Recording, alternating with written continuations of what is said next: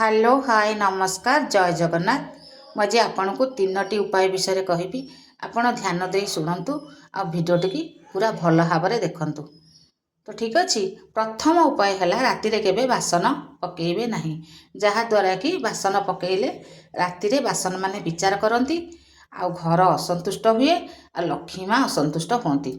जदि आपण बासन राति पकेले आपण माने कौन करेंगे बासन टी भल भाव पिछुड़ी देवे पिछुड़ी आप रखिए। तापर भी समस्त घरे भी प्राय काम वाली आसी बासन माजुंट आ किए किए घरे भी निजे भी बासन माजुंट जी भी हो बासन टी पुणी सकाळू माजिबे कारण अईठाटी पलैला सबू अईठा छाड़ीगला आपण मैंने सकाळू बासन टी माजिबे।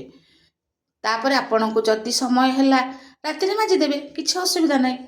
तो ठीक अच्छे द्वितीय उपायटी है बासन टी को आपण मैंने कच्चा फोपड़ा करेंगे।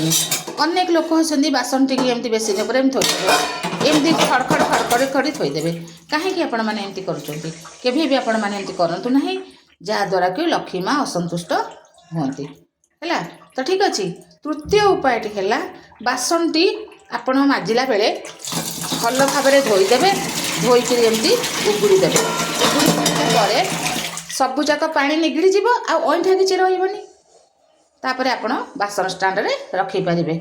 यही तीनोटी उपाय मुझे आपको आज बतैली आपण मैंने जदि यही तीनोटी उपाय को मन रखिए तो बहुत भल आर मतामत आपण कमेंट बॉक्स रे देवे।